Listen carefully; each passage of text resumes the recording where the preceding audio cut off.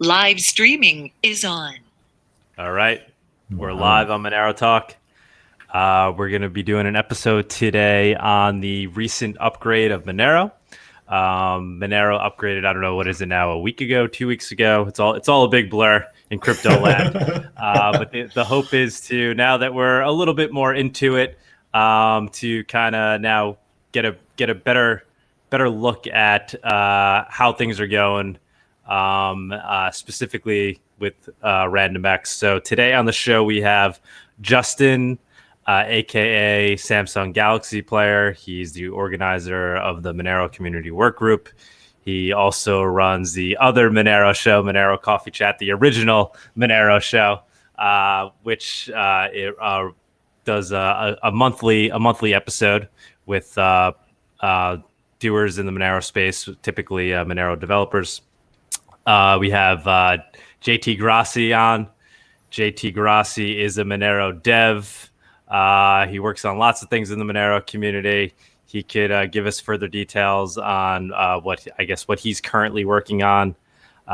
We had a very good show with JT Grassie. It's been some time now, I guess a while back now, but anybody watching this, I recommend you might want to go back and check that one out again. That was a great show where we went into the perfectly binding versus the perfectly blinding, and whether or not that's actually legitimate concern to have regarding Monero. So that's something that often comes up. So I recommend anybody who's curious about that to go and check that show out. We also have Howard Chu on. Howard Chu is the, I guess we could say, can we say the inventor of RandomX, the creator of RandomX, and he worked obviously with others, specifically Tevador, who I believed was instrumental in helping him actually implement RandomX. So we got these three guys on, and we'll get into the Monero upgrade. So I don't know if Justin, if you want to give a quick overview of exactly what the Monero upgrade entailed, kind of like a zoomed out overview of everything that was included, Sure. And then we can get into the specifics. Sure, if you like. So last Saturday, there was a network upgrade for Monero, and it came with a substantial number of improvements to the GUI and the CLI release. Of course, other softwares like MyMonero, Cake Wallet, Moneruio also updated for the release. Of course, the largest release, which we're going to talk about a good amount today, is RandomX, which is a new proof of work algorithm for Monero that is meant to be ASIC resistant and to provide additional competition essentially within the CPU mining market. So that's a very large change to Monero. Of course, within the GUI, it comes with things like better tail support, better user experience support. The GUI did not ship with built-in I2P support as was hoped. That will come at a later point release, unfortunately. There just was too many nuances going on in the background to make that happen. But there is easier integration with I2P and Tor for the CLI wallet. So users of the advanced tool can more easily connect to the Monero network. Along with that, there were other bug fixes. Some researchers from Stanford did a timing analysis on Zcash and Monero, and the improvements were safely disclosed and patched in the latest Monero release.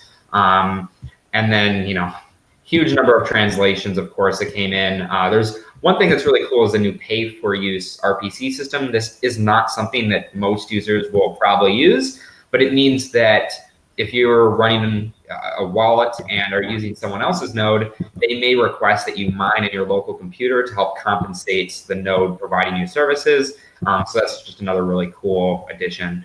And then in terms of infrastructure in the community, payment IDs in their long form were deprecated. So exchanges, wallets, other services upgraded in order to use sub-addresses or integrated addresses, both of which are significantly better, especially sub-addresses. So these are some of the really large changes in the feature. And then I guess one last one that I want to mention is that if you're using the simple mode of the GUI, it means that it more easily connects to the rest of the network in a more decentralized fashion because it automatically finds nodes to connect to rather than using a a pre-shared list or relying on one entity to provide a list. So yeah, those are some of the big updates. It came in 2 waves. There was 0.15.00, and then there was later 0.15.01 or 0.1. And the last one just came with a few bug fixes and additional security improvements that came out around that time period. So that's a nice overview. Most exchanges and pools have upgraded at this point, but there are a handful perhaps that haven't, usually pretty small ones. But overall, it seems like the network has done a good job upgrading, and we have all these really cool features now. Great, thank you. The pay for service system, how did that come about? What was the kind of the impetus of that, and who will be using that?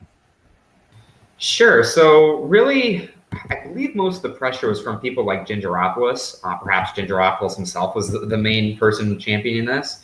It was an idea that was floated around. How could we compensate nodes for running without, of course, taking something out of a block reward, which would be absurd. So we said, hey, Monero has a mining algorithm even before RandomX, but especially with RandomX, that allows CPUs to be, within the realm of competition. And now, of course, they are competitive. So it allowed, the idea came up. It was tested for a substantial period of time on the Monero World Services. They had what they called a premium service where you could, test out this RPC service. And to my knowledge, it has not been widely implemented anywhere, but it's an option that's available, and it's a service that people can certainly build into. And,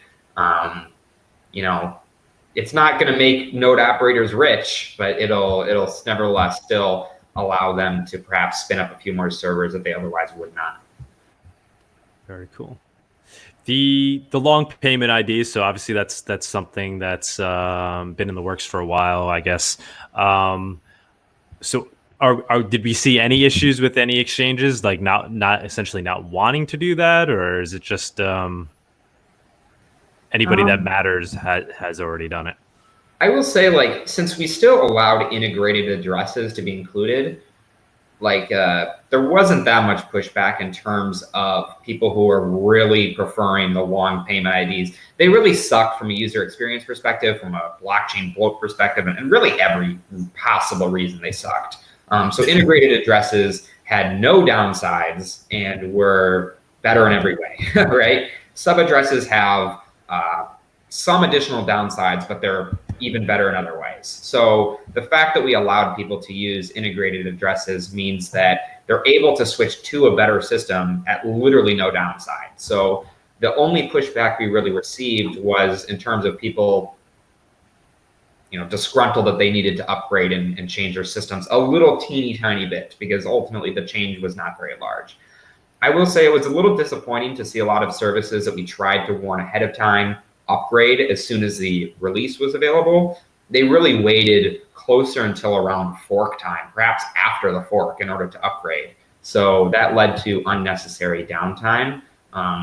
So it was frustrating from that perspective, but we didn't receive pushback from people really saying, oh, I wish this really annoying field was still a user experience nightmare, right? Mm-hmm, mm-hmm.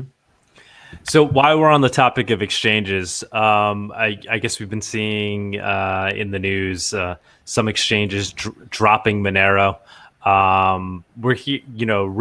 Rumor is it's because of privacy reasons. Do we know that's the case? Could it also potentially be because of exchanges not wanting to work with Monero, given our frequent upgrades, or one thing has nothing to do with the other, and it's probably just due to the privacy?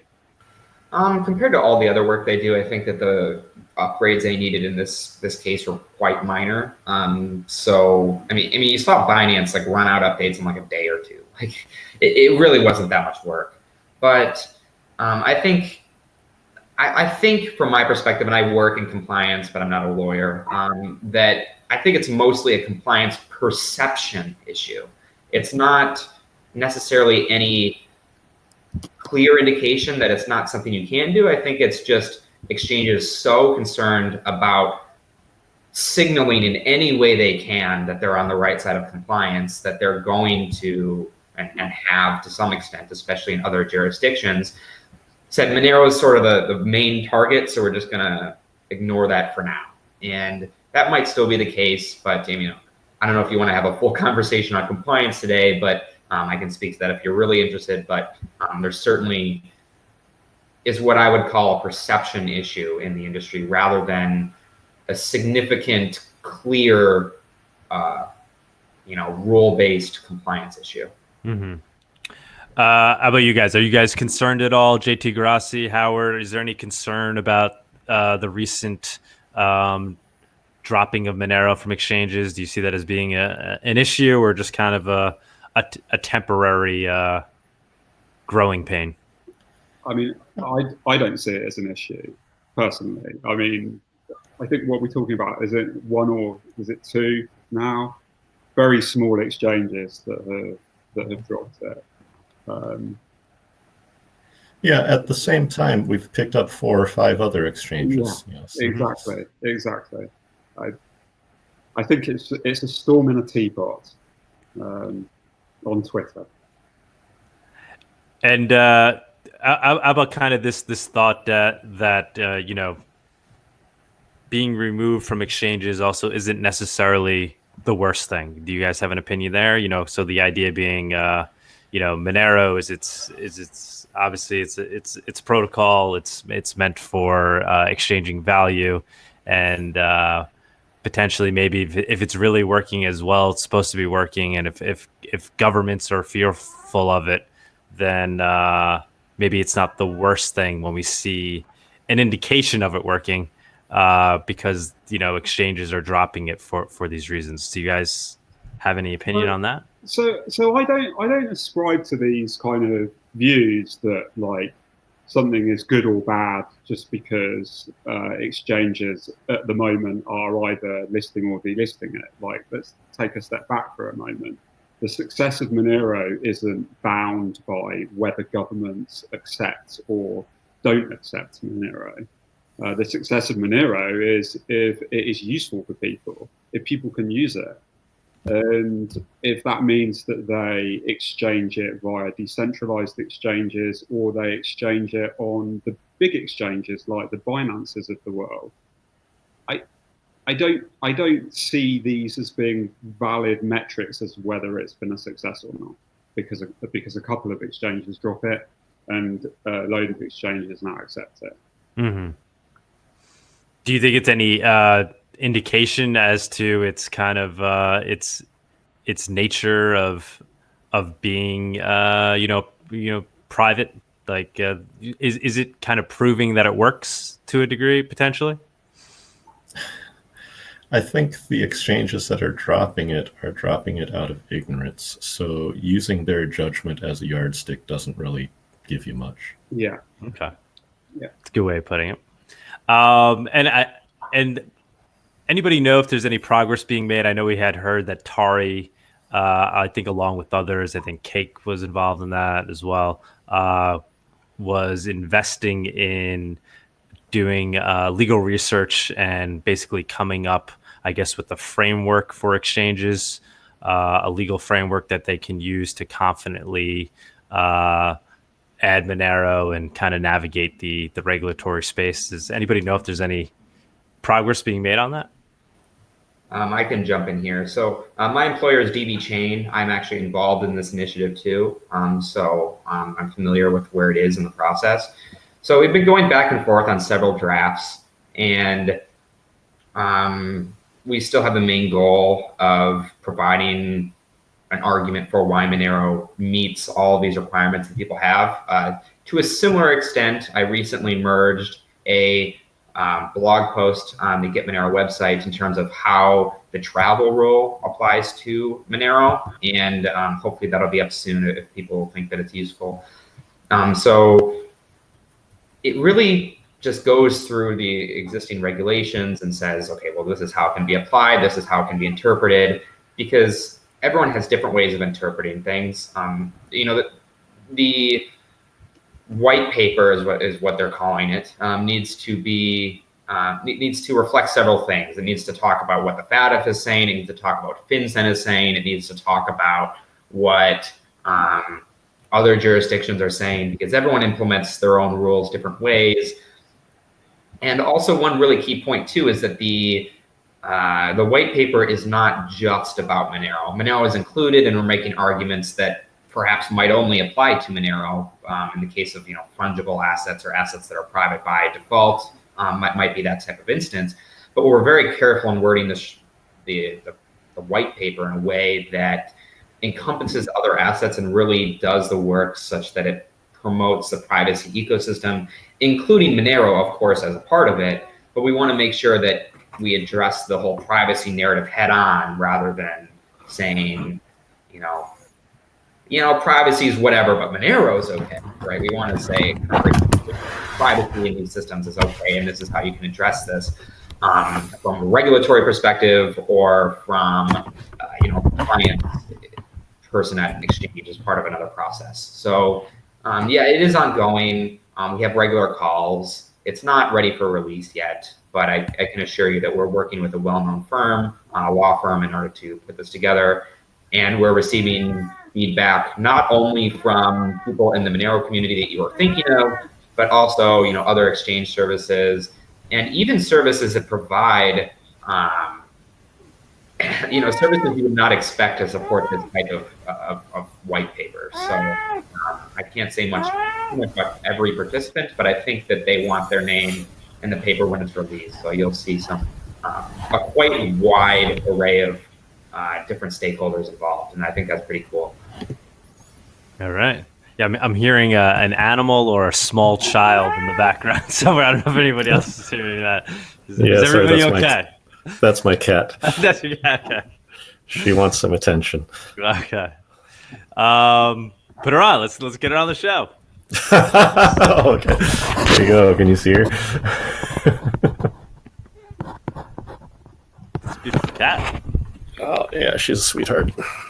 So so we diverted a little bit there, but I did want to talk about that topic because it's something that obviously a lot of people watching Monero care about. But I think thanks for touching upon that. So let's go back to the upgrade. So obviously the biggest component of the upgrade was RandomX. Seems like it's already been a great success, but I guess now that we're a week or two in, do we have any data to kind of confirm that do we know it's obviously we know ASICs aren't on it yet, but what are things looking like now that we're kind of more than a few minutes in? How's the data looking? Well, I suppose the most interesting statistics are, the hash rate and the number of miners. If you looked at the mining pool stats just before the fork, there were about 40,000 unique mining addresses. And right now we're at about 27 or 28,000. So, we've lost about a quarter of our miners from the upgrade. And now that number is still slowly increasing. So that probably means just a large number that we lost just didn't upgrade in time. And they're upgrading slowly as we go. But aside from that, so the network hash rate now is like 780 mega hashes a second. So what was that compared to the hash rate before? Oh, before. Okay, so remember that the RandomX hash rate is not directly comparable to the Kryptonite hash rate, but before it was hovering around 250 to 300. Okay, and so if you look at, for example, NVIDIA GPUs, their performance increases a small amount between Kryptonite and RandomX, and AMD GPUs performance either stayed the same or got slower, and CPUs generally got like 7 to 10 times faster. Right, so with that much variance, it's kind of hard to say exactly what our mix of miners is right now, but probably what we're looking at is at least 50% are CPUs, and probably the number, the hash rate will continue to increase to at least 1 gigahash per second. That's my guess. All right. And that's also just based on the fact we're at 700 something right now. We have 3/4 the number of miners. when we get back to 40,000 miners, we'll probably get back to 30% more hash rate than where we are right now. Excellent. How about there's talk of I guess mining bots and whether or not we're going to see an increase or a decrease. What's your take there now that we're in it? The existence of botnets kind of predates mining, predates cryptocurrency. I think the numbers aren't really going to change that much.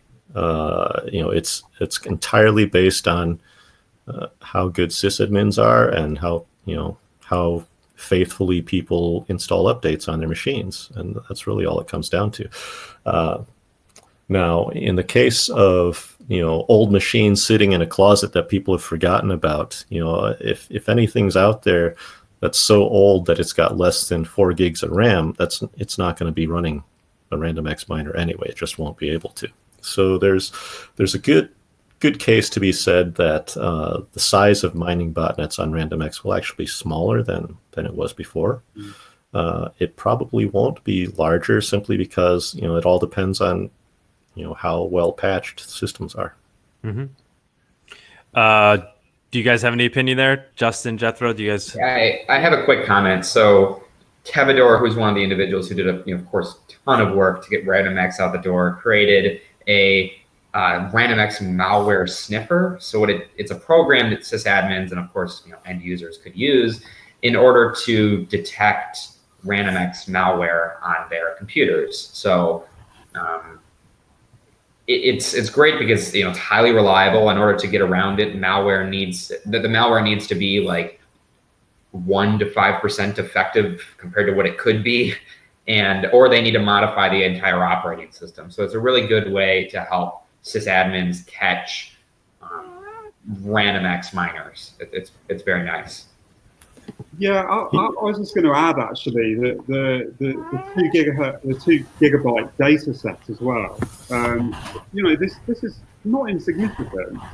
When you're talking about botnets, really you want to hide the mining, and it's pretty difficult to hide a process that's using 2 gigabytes of RAM.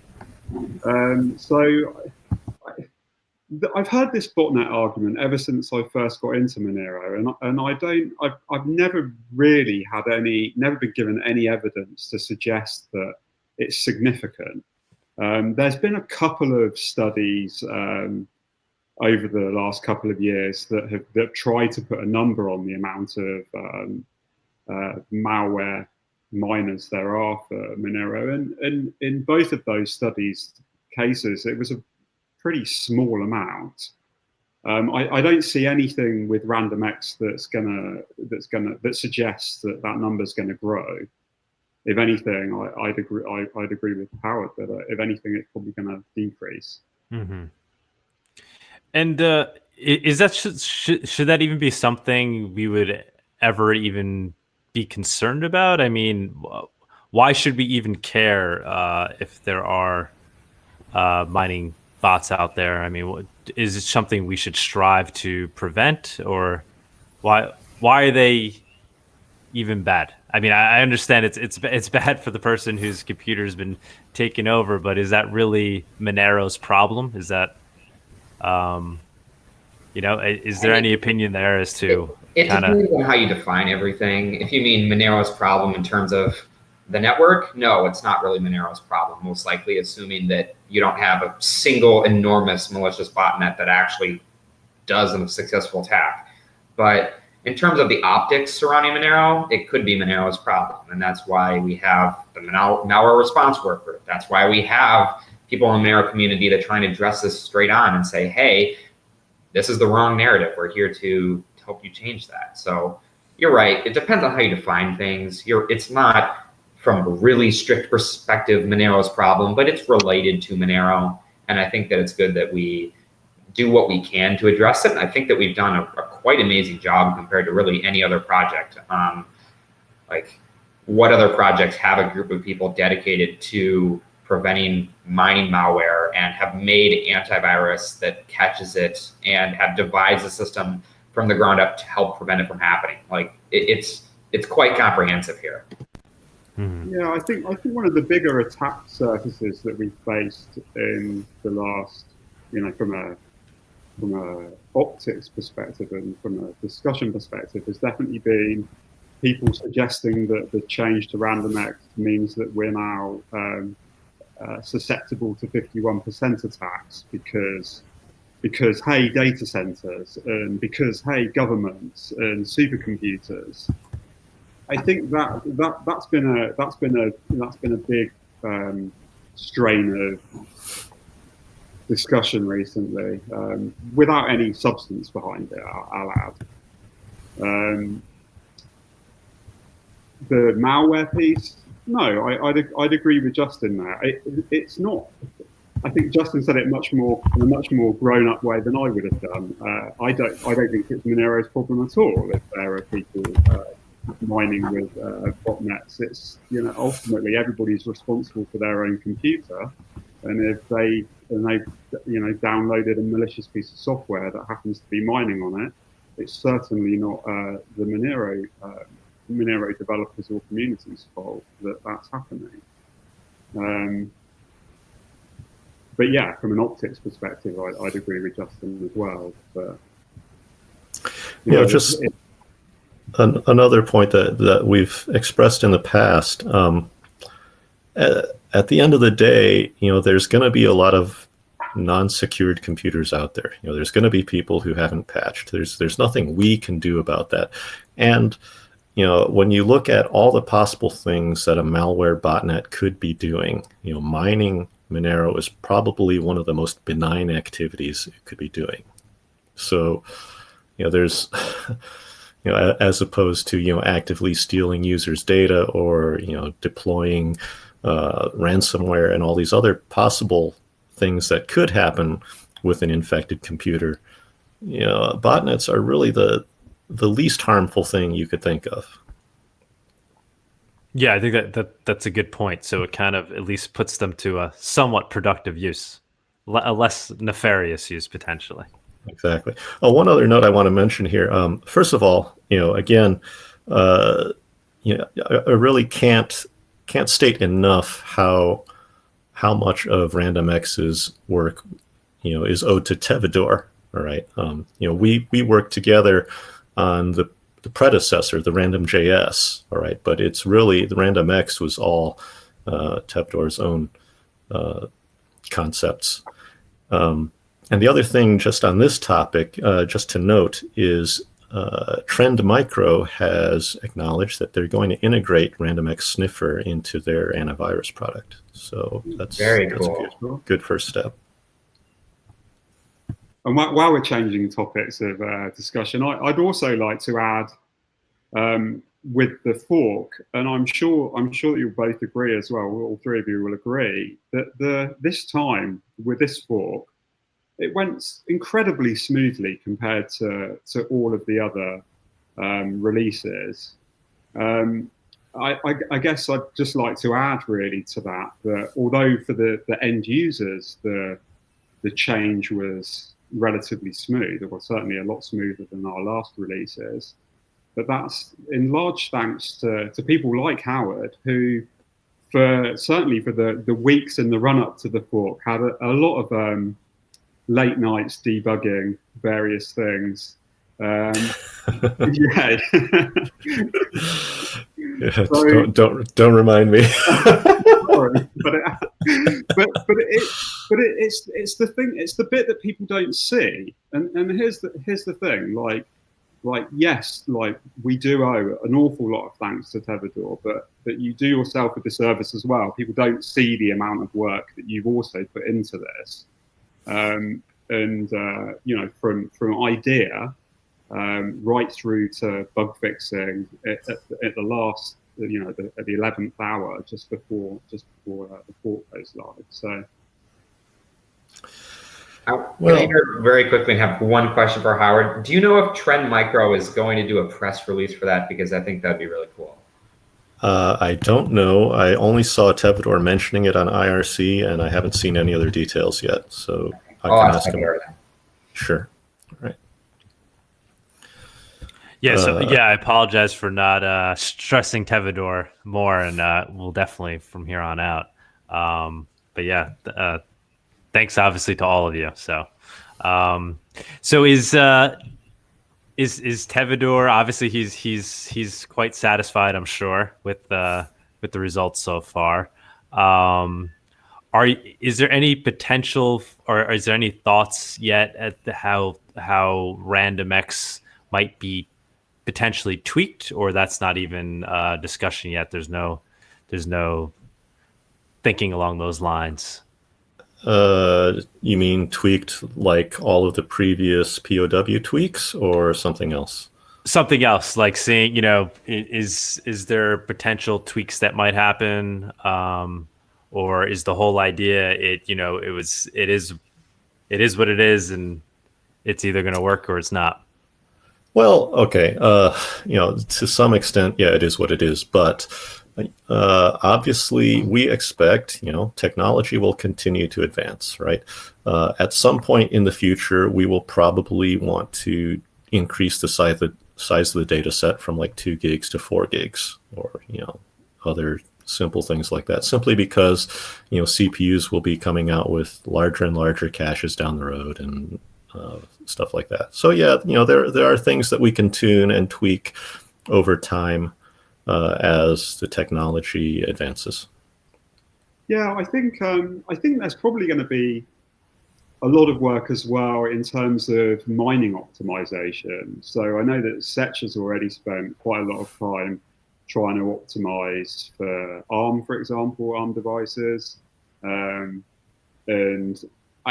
I think so far there's not really been a huge amount of work on miner implementations. We've kind of got XMR rig, which is fantastic. I expect work to continue there on trying to optimize for mining, but I don't know that there's going to be a huge amount of change to the implementation of RandomX itself. So yeah, as Chernik, he's still looking at other optimizations, but if you look at what he's been turning up over the past few days, we're looking at improvements on the order of 0.1% to 1%. I mean, there's not a lot of wiggle room in there. Yeah. And so now that RandomX is in the wild, do we potentially see kind of new use cases for mining, or new ways? So like, for example, will my refrigerator one day be mining Monero potentially, or talks like that? There's been that talk, kind of like the Internet of Things potentially becoming miners. I think even at the Denver conference there was talk of drones potentially mining Monero one day. So now that RandomX is live and working, do you see these things potentially happening? I'm not going to be happy until Howard's violin mines. Oh man, the last time I played an electronic violin, I hated the sound of it. So this you could be waiting a long time there, Justin. But okay, I scoffed at the whole Internet of Things thing, but certainly the drones that were presented in the Denver conference, had the CPU and memory requirements, and maybe a rational use case where if they're going to be charging overnight, if they're going to be plugged into power anyway, it might make sense.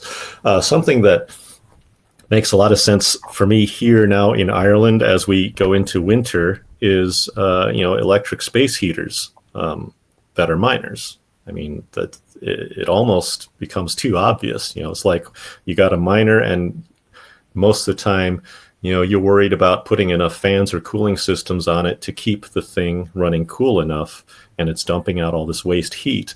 It could be very practical if you're in a place where you already use electrically powered heating to run a miner instead for your heating supplies.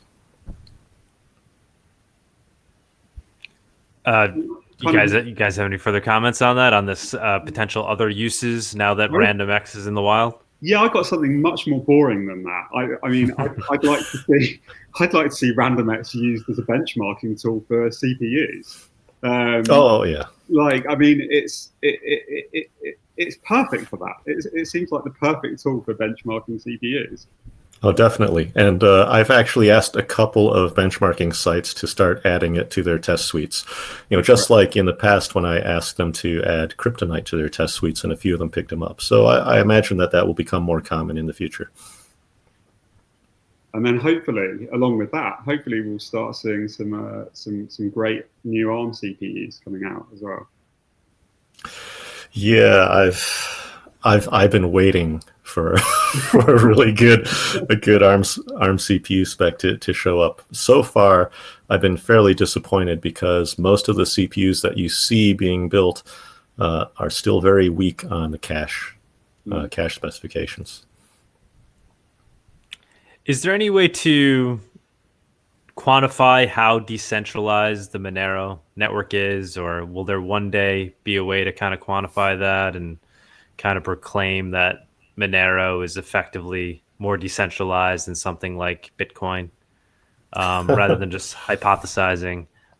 Is there any way to kind of prove that? Well, I think in those comparisons, you generally look at the mining stats, or the mining pool stats, and we can look at that right now and say, oh yeah, the largest Monero mining pool only has 30% of the hash power, and the next one after that only has 10% or something like that. And we can say, yeah, there doesn't look to be a dangerous buildup or centralization of hash power in any particular mining pool. But to compare that to Bitcoin, our entire network population is still so much smaller than theirs. So I don't know if that's a fair comparison to make at this point in time. One thing that was interesting that I saw on these stats is there used to be a large chunk of unknown hash rate on the mining pool stats, and we would attribute that to botnets and other such things, solo miners perhaps. And after the fork, that number dropped to like less than a single digit. So that was a pretty major change. You guys have any comments on that? So, I mean, I'd agree. It's hard to quantify. And I also don't like the drawing the comparison to Bitcoin. I mean, Bitcoin is a completely different mining. Apart from it being obviously much larger, it's a completely different mining ecosystem. As we know, it's dominated by a couple of manufacturers of devices for mining, and we know that the RandomX device range is much vaster. I mean, we're talking apart from the Ryzen potentially being our ASIC, we've still got obviously lots of Intel chips, even the old Xeons, mobile phones now as well, that are able to mine it. So from a hardware perspective, we're certainly more decentralized. And in terms of the pool space as well, I'd agree. I don't think there's anything particularly concerning with the hash rate distribution of the pools at the moment either. Do we suspect that other coins might be taking a step in this direction as well now that they see RandomX working? Do you guys think others are going to be experimenting with things like this? I think it's inevitable, and I mean, we're already seeing it. I mean, Loki switched before us. Wownera implemented it. Arweave have been playing with it. I think it's only inevitable that more currencies are going to come out and use it.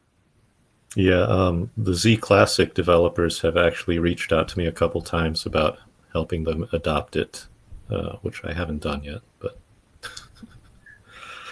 so yeah, definitely other coin projects are interested, aside from the ones who already switched before we got there, like Loki and Monero. So how about the naysayers in the Monero community that weren't big fans going in? Are we seeing any kind of a acceptance now that it's live with RandomX? Is there any chatter regarding that? So I think this is a difficult one because it's slightly nuanced. There was obviously a large group of existing GPU miners that naturally were not over the moon about a new algorithm that was going to favor something other than a GPU. There was also, a strong view that we couldn't continue with these 6 monthly tweaks to Kryptonite for a number of reasons. And actually, I think pretty much across the board, everybody agreed on that premise that wasn't a way that we could continue with the proof of work was by changing it every 6 months.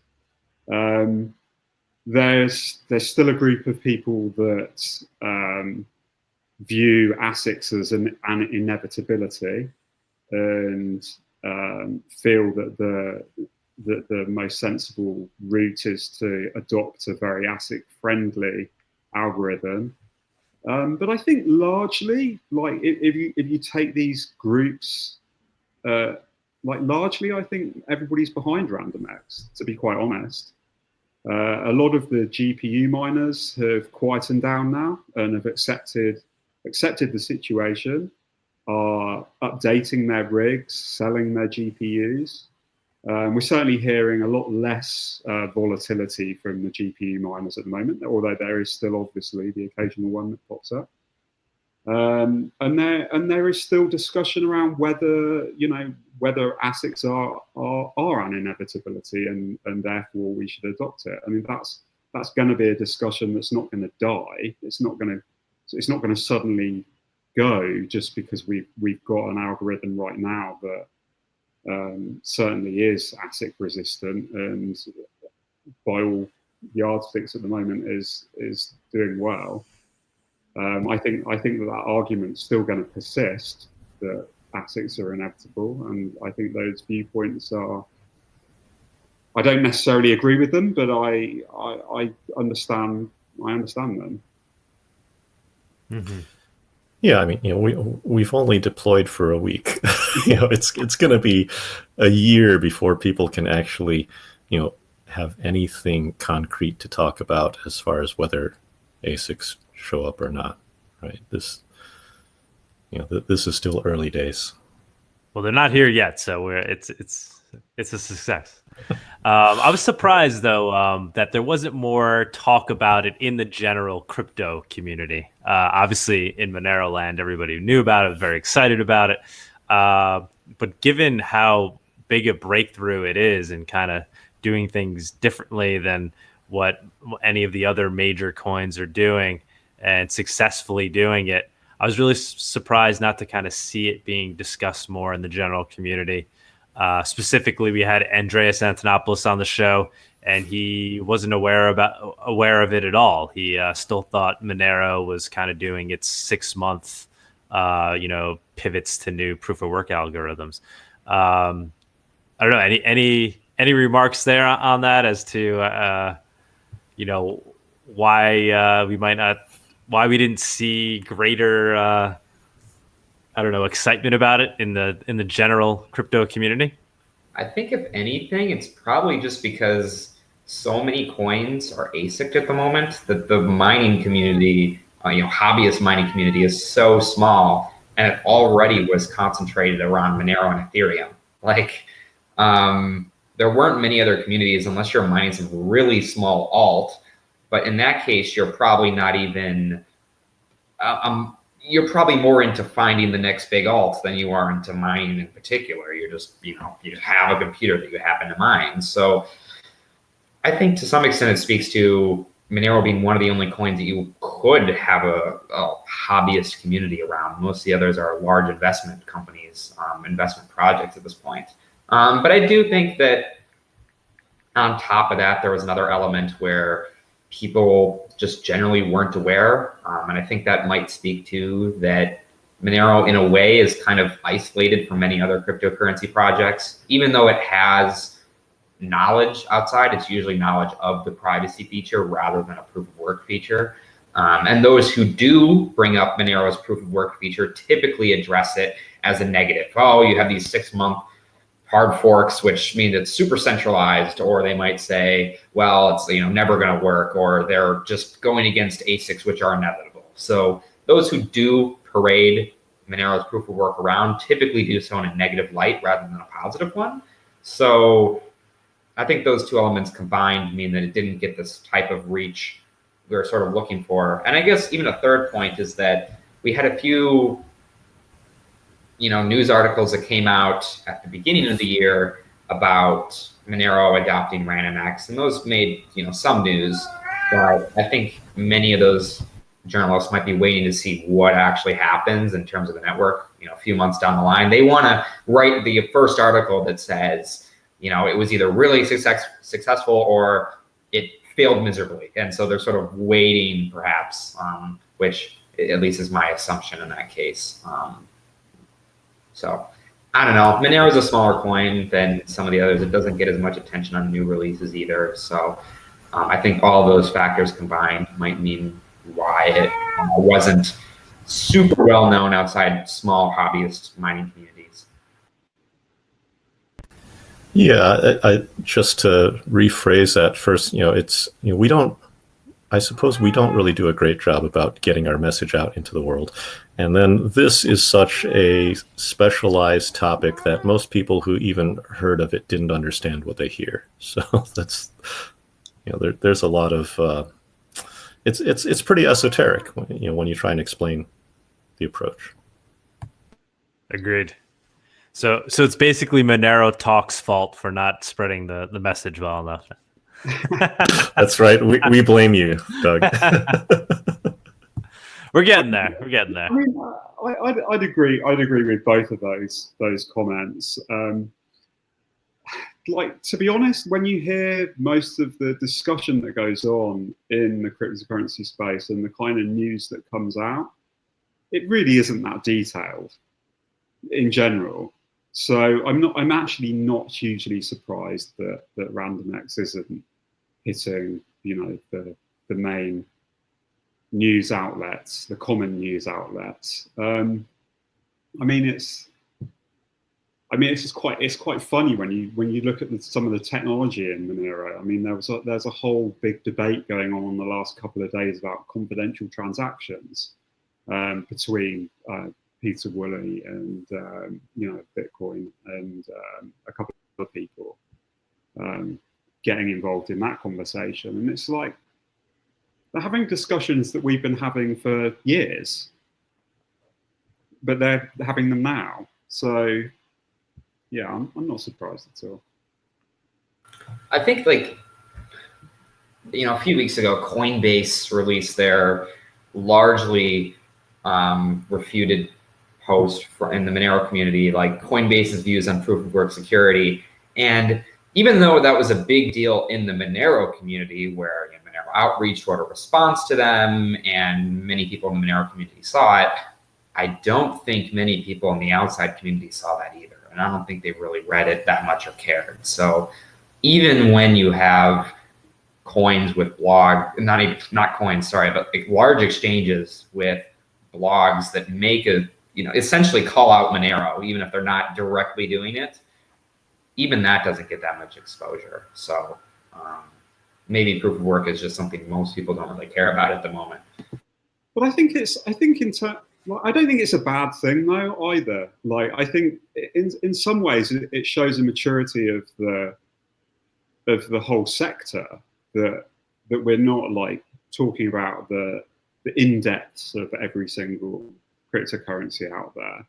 Obviously, the more people are using cryptocurrencies, the audience is wider, and they don't even know what proof of work is. It doesn't matter to them. And I think that we're seeing a bit of this in the mainstream media at the moment. And so when I say mainstream media, I mean the mainstream media within the crypto space. So Block and CoinDesk and places like that. We're seeing a much more diluted, less technical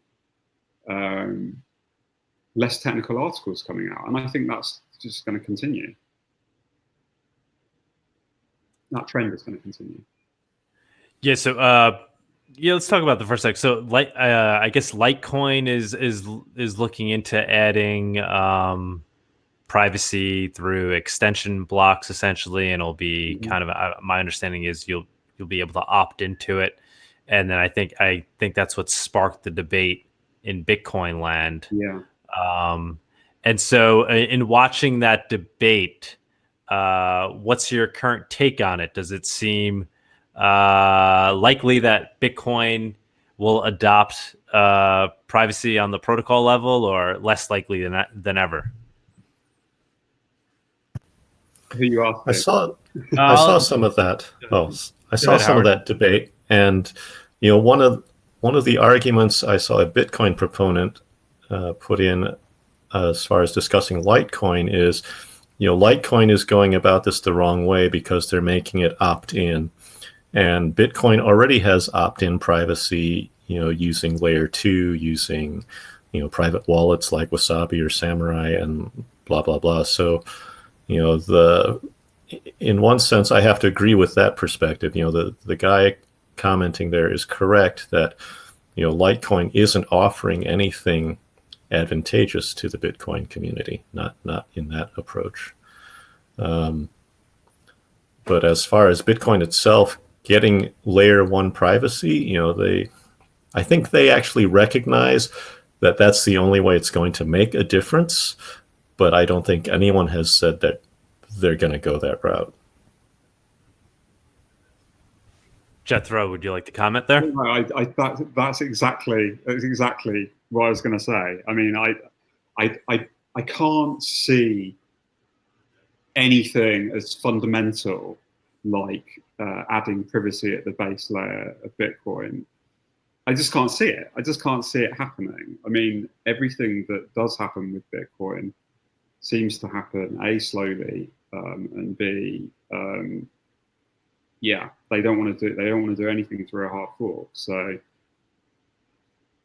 but I also think that the people working on it are intelligent enough to know that they're not going to, you can't just bolt it on.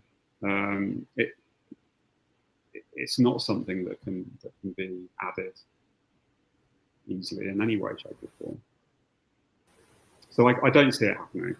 I think we're just going to see a continuation of, when it comes to privacy and Bitcoin, it's all going to be discussion about layer 2.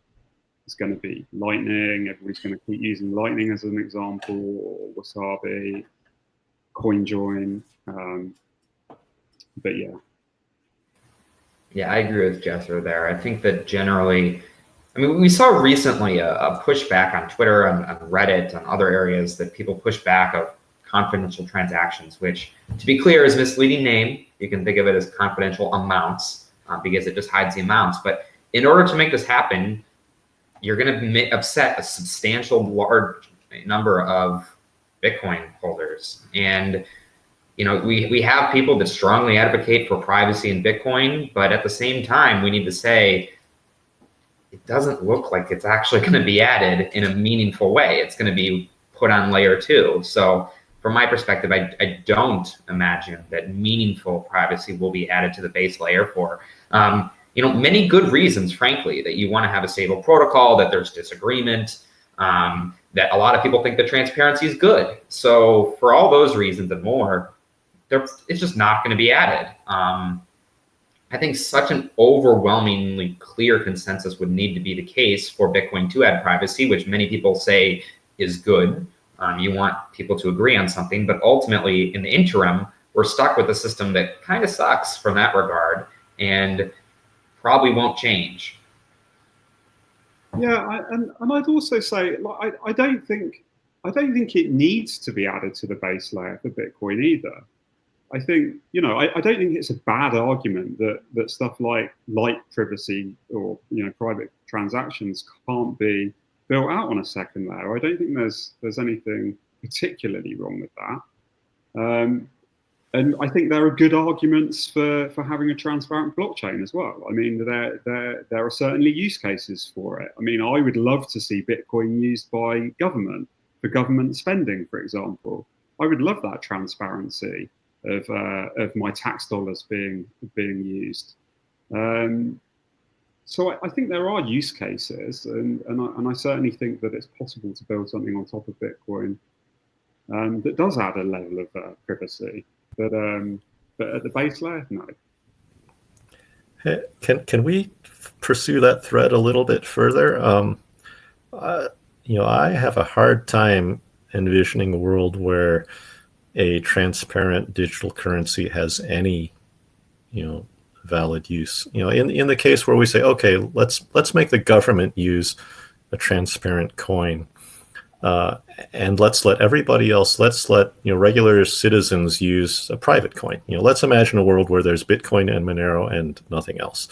But you wind up saying, okay, well, here I am a private citizen. I'm going to start paying my taxes in Monero, but somebody has to convert them to Bitcoin for the government to actually accept them.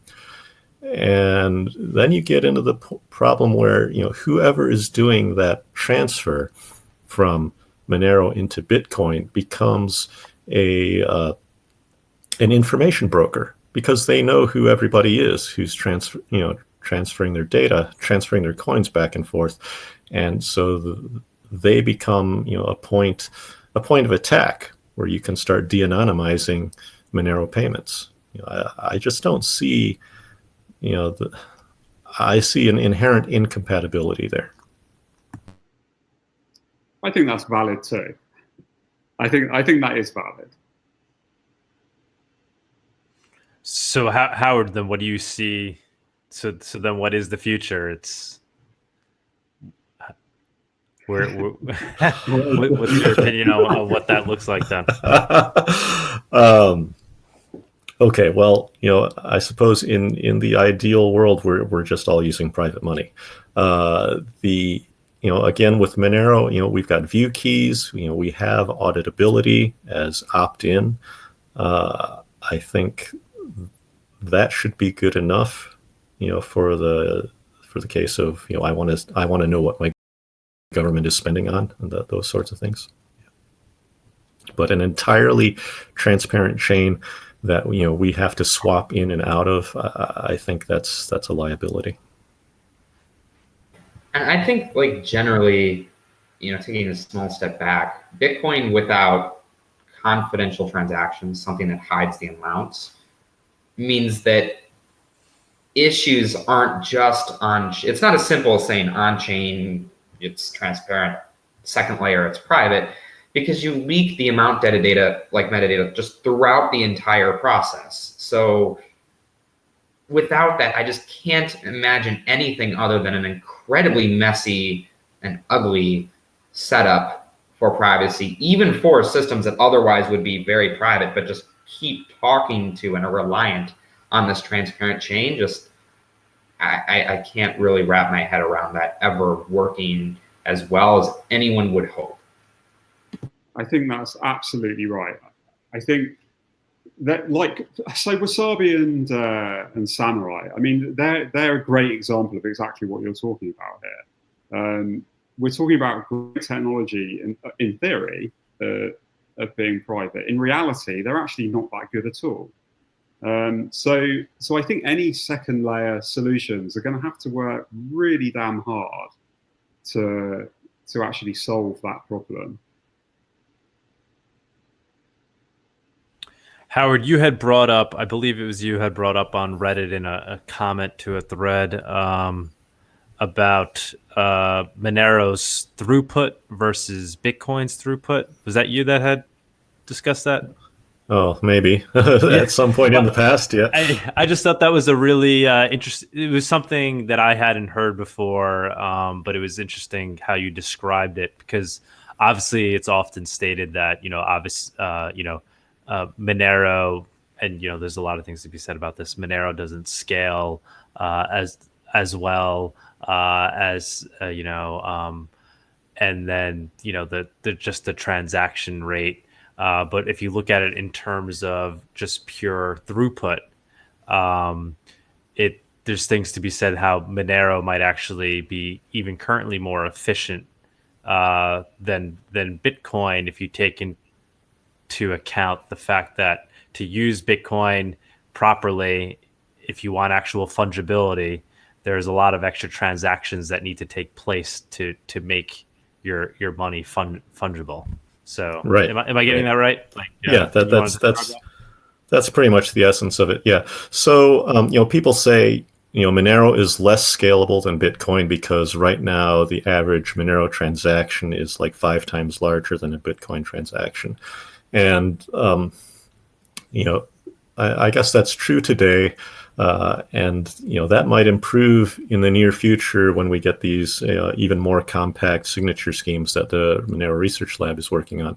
But right now today, you have to counterbalance the fact that Monero transactions are 5 times larger than Bitcoin's, but also a Monero transaction does more than a single Bitcoin transaction. If you want to actually transact privately on Bitcoin, it takes you more transactions. You have to shuffle coins into a new wallet. You have to send them to a mixer. You have to put them in this coin join system.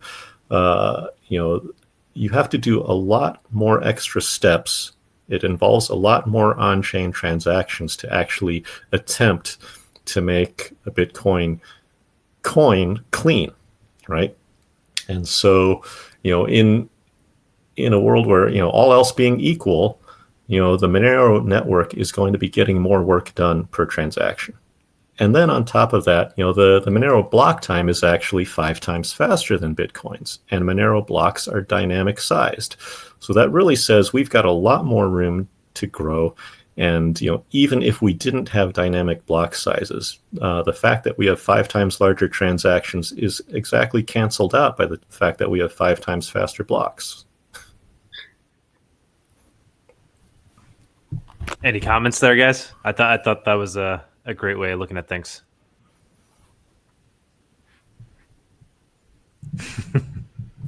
No further comments from me. no argument from me. I guess this is a good time to just do a shout out to our sponsors. So Cake Wallet, it's the iOS wallet that we always recommend on the show, open source and trusted and vetted by the community, and XMR.to. It's the easiest way to seamlessly convert your Monero into Bitcoin. So wherever Bitcoin is accepted, you could essentially use Monero to send to a Bitcoin address. And XMR.to is integrated into Cake Wallet, so it makes for a nice, usable experience. I guess back to the upgrades. So are we going to now move ahead with or move forward to the yearly upgrades? Is that, I know there's a lot of talk about that. Has that been decided yet, or? So that it was brought up actually in, I think it was the last dev meeting. I mean, generally everybody wants a longer than 6 months. Like 6 months it goes by incredibly fast, and there has been historically an awful lot of work involved in doing these releases. They've got a lot easier though with the work that the Charlatan's been doing with the reproducible builds, which puts a lot less onus on Fluffy Pony. And I don't know that there's certainly no hard agreement, but the general consensus seems to be 9 months to a year, something along that kind of time frame. And we certainly still want to be doing releases. We don't want to be. I got into a big debate with somebody arguing about Bitcoin and the fact that they never want to ever see a hard fork. But actually, they've served us really well. We're still a very young cryptocurrency, and by saying that we're not going to do upgrades, even if we force ourselves into saying we're not going to do them every year, I think is probably a bad thing for us. They've served us well to be able to do them frequently, but at the same time, they've been a headache. So I think we're probably looking at 9 months, 9 to 12 months between major releases. That's probably fair. There's I guess we have to distinguish, non-protocol changing software upgrades and consensus protocol changing, because we probably will still keep on putting out new releases every 6 months. We just won't necessarily hard fork with them every 6 months. Justin, you got any comment there? Yeah, absolutely. So we can distinguish between hard fork network upgrade releases and here's a nice set of features you should use but aren't required to, or else you get booted from the network upgrades. And the latter will still continue. I think that there's a decent amount of consensus currently that we can, in a relatively short time period, start switching to less frequent network upgrade releases. And I think that will likely come, I think to some extent it's dependent on what feature sets are available. If, like for example, within the next 6 months, there's a good chance that CLSAGs, compact signatures, compact linear something signatures, will be implemented in Monero, and those will further reduce transaction size or further increase efficiency. Those are things that we can envision actually happening in 6 months, and if we can make it happen, it would be good to have an accompanying upgrade.